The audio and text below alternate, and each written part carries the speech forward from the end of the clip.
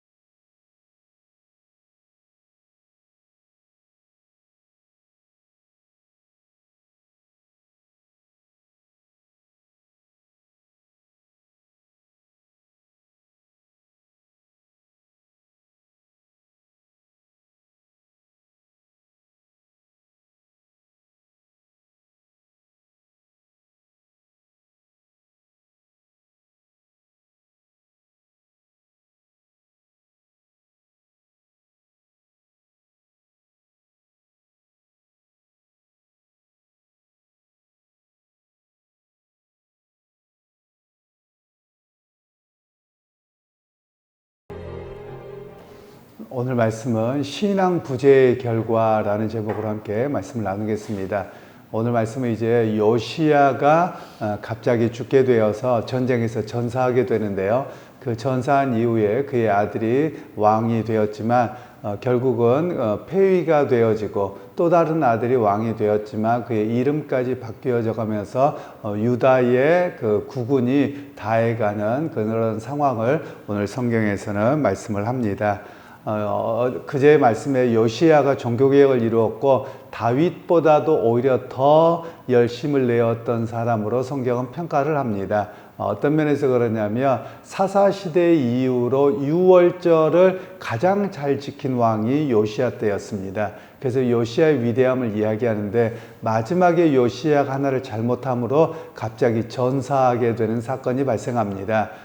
즉 이 애굽에 있는 바로 느고라고 하는 왕이 이제 올라가서 바벨론을 치겠다라고 해서 군대를 일으켜서 그들이 진군을 합니다. 그런데 그때 이 요시야 왕이 자기가 막겠다고 남의 나라 전쟁에 끼어들어서 그 전쟁에 참전을 합니다. 그랬다가 그가 갑자기 전쟁에서 전사하게 되는 그런 상황이 일어났습니다. 그래서 이제 그 전사가 됨으로 인해서 그의 아들 여호아하스를 왕으로 삼았는데 게임이 안 되지요. 왜냐하면 애굽이라고 하는 나라는 엄청나게 큰 나라거든요. 그래서 결국은 이 여호아하스를 잡아가게 되어졌고 왕위를 패하게 됩니다. 그리고 전쟁에 대한 배상금들을 엄청나게 물게 하는 그런 사건이 벌어지게 되었습니다. 그러면서 오늘 성경의 평가는 여호아하스가 아버지의 모습을 따른 게 아니라 다른 악한 왕들처럼 악한 길을 갔다, 여호와를 떠나 악한 길을 갔다, 이렇게 평가를 하고 있습니다. 결국 역사에 대한 인식이 부족해서 그렇습니다. 역사에 대한 인식들이 우리에게도 여전히 필요한 것인데요.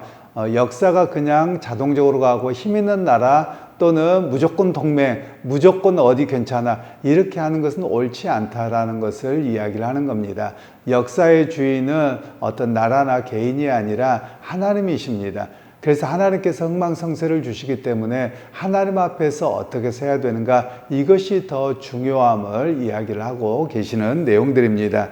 그리고 나서 이제 나중에 그 바로누가가 와서 이 여호야긴을 왕위로 세웁니다. 또 다른 왕자죠. 요시야의 또 다른 왕자인데, 그리고 나서 그의 이름을 바꿔버립니다. 엘리야김으로 바꾸는 것이죠. 그래서 이름을 바꾸어서 그를 왕위로 세웠는데, 결국은 이제 어떤 왕이 되느냐, 사실은 실질적인 권세는 빼앗기는 왕이 돼버리는 겁니다.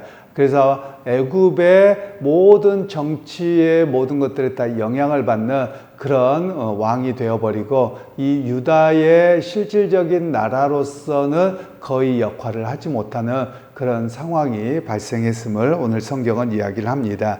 그래서 결국은 이것이 무엇이 문제냐면, 하나님을 떠나고 났더니 나라가 어떻게 되느냐, 이 이야기를 열왕기에서는 계속 이야기를 하는 겁니다. 하나님을 의지하고 하나님 앞에 새롭게 섰던 나라들은 하나님의 평가뿐만 아니라 나라도 든든하게 되었는데, 하나님을 떠나는 왕들이 되어졌을 때는 결국은 무너지게 되고 결국 국군이 쇠하게 되는 그런 모습이 되었다라는 것을 이야기를 하고 있습니다. 그래서 유다가 패망한 결정적인 이유가 무엇이냐, 외교, 군대 이런 게 아니라는 겁니다. 오히려 그들의 문제는 무엇이었느냐, 하나님을 떠나는 그런 악함, 죄의 문제였다라는 사실을 우리에게 말씀하고 계시는 내용입니다. 결국 신앙의 부재, 신앙의 연약함, 하나님을 떠남, 그것이 나라의 멸망이 왔고, 또 그뿐만 아니라 개인의 삶도 무너집니다. 그런 면에서 오늘 우리가 신앙적으로 보아야 될 때가 있습니다. 그것이 무엇이냐면, 우리나라가 지금 어느 시대보다 잘 살고 있기는 합니다만 지금 여러 면에서 보면 위기의 시대라고 이야기를 합니다. 그 이유가 무엇이냐면, 우리가 교회를 보더라도 많은 이들이 교회를 떠납니다. 과거 몇십 년, 한 20년 전만 하더라도요, 기독교 인구가 1000만을 헤아릴 때가 있었습니다. 그런데 지금은 1000만이 아니라 실질적인 인구로 계산하면 600만이 안 된다고 보고 있는 것 같습니다. 그럼 다 어디 갔느냐? 옛날에 허수도 있었겠지만, 그러나 그만큼 많은 이들이 교회를 떠나고 있는 그런 모습이라고 말할 수 있는 것이지요. 그럼 그것뿐만이 아닙니다. 교회에 대한 이야기를 하면서 아주 오래전에 그런 책도 나왔습니다. 세상의 경영이나 세상의 물질에 예속된 교회, 뭐 이런 식의 표현의 책들이 나왔습니다. 즉, 교회가 하나님 앞에서의 신실함으로 서기보다는 기복주의로 전락함으로 인해서 결국은 교회가 타락하고 있는 것 아니냐, 이런 이야기를 많이 하고 있는 것이지요. 교회의 역사 2000년 동안에 보면 언제가 제일 타락할 때였냐면, 교회당과 이런 것들이 화려하게 됐을 때가 내적으로는 타락했을 때였습니다. 왜냐하면 이제 안전하다, 이 정도면 하나님 복 주셨다 라고 할 때 신앙적으로는, 내용적으로는 무너졌다라는 것이 2000년의 교회의 역사입니다. 어찌 보면 우리 한국교회도 마찬가지입니다. 한국교회도 이 시대처럼 풍요로울 때가 없고, 또 교회도 마찬가지고요, 또 세상의 삶도 마찬가지입니다. 그런 상황에서의 실상의 모습을 보며 지금이 타락한 시기, 그리고 교회조차도 세상에 물든 시기라고 볼 수 있는 내용들입니다. 그러기에 여러분, 사실 해야 될 일들이 있죠. 여호와께로 돌아가는 일입니다. 여호와 하나님께로 돌아가서 우리가 어떻게 해야 됩니까? 우리가 가슴을 찢어가면서 하나님, 이 시대 이 악함을 어떻게 하시렵니까? 바르게 믿음으로 좀 서게 하십시오. 이런 고백들이 우리에게 있어야만 하는 것을 성경은 말씀을 하고 있습니다. 결국 신앙의 부재가 일어났을 때 어떤 일이 일어나느냐, 온갖 우상들이 오게 되고요, 그리고 우상들이 판을 치면서 나라와 개인의 삶이 멸망의 길로 들어서게 되는 것을 오늘 성경에서는 말씀하고 계시는 겁니다. 제가 자주 말씀드렸던 것처럼 우리 한국 사회가 과거에 비해서 굉장히 우상들이 재미인 것처럼 역사를 많이 합니다.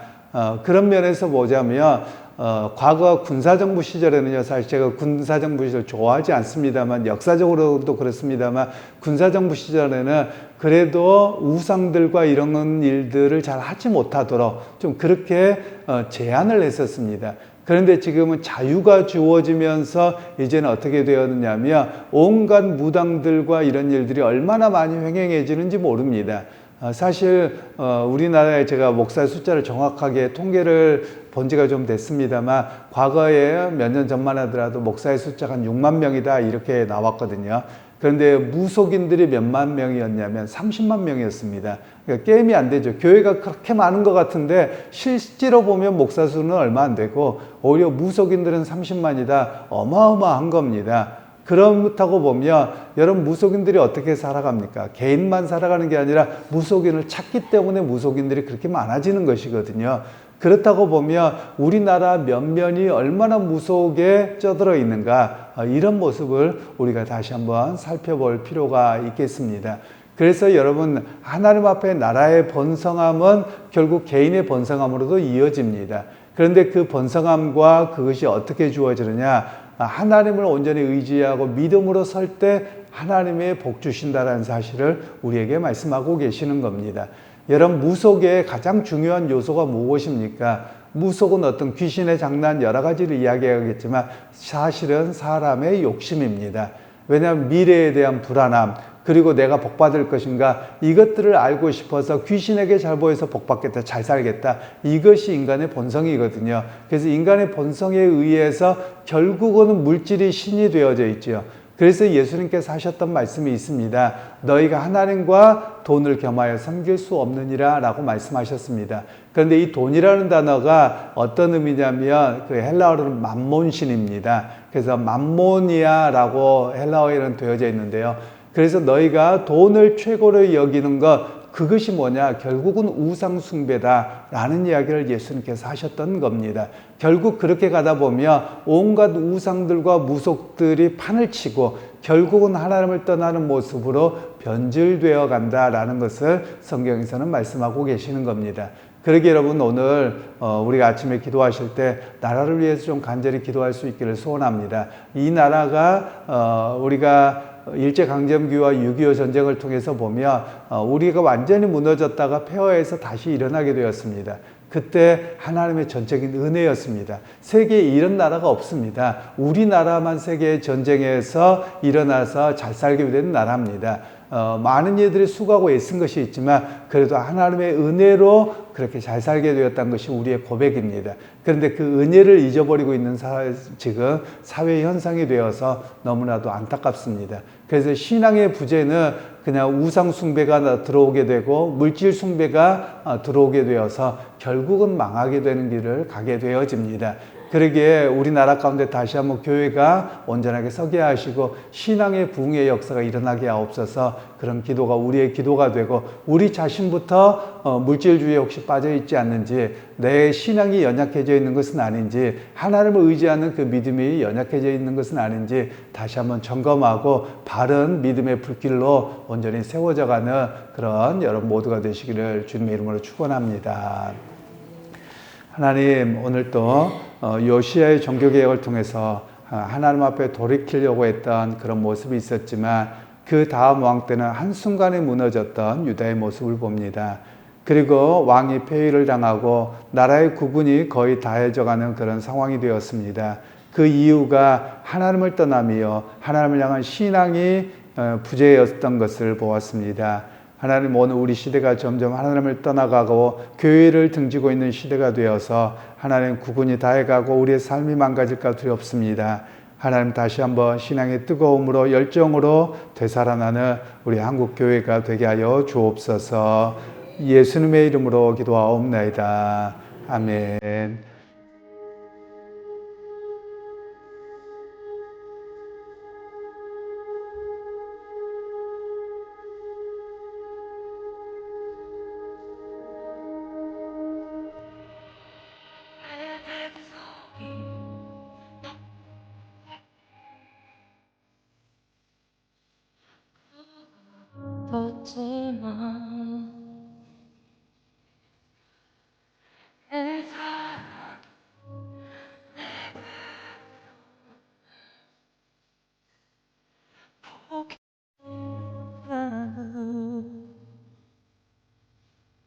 내 모든 것 내어주고 나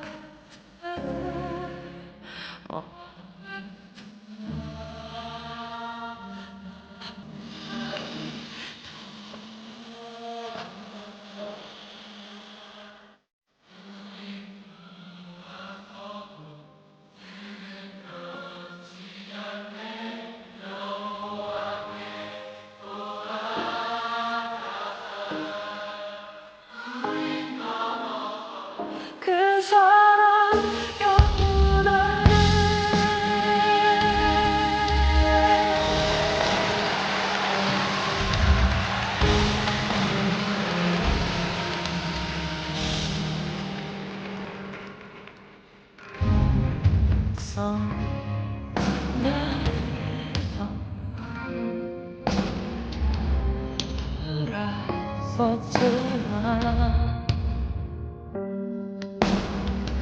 내 사랑이 내 뱃속을 포기하니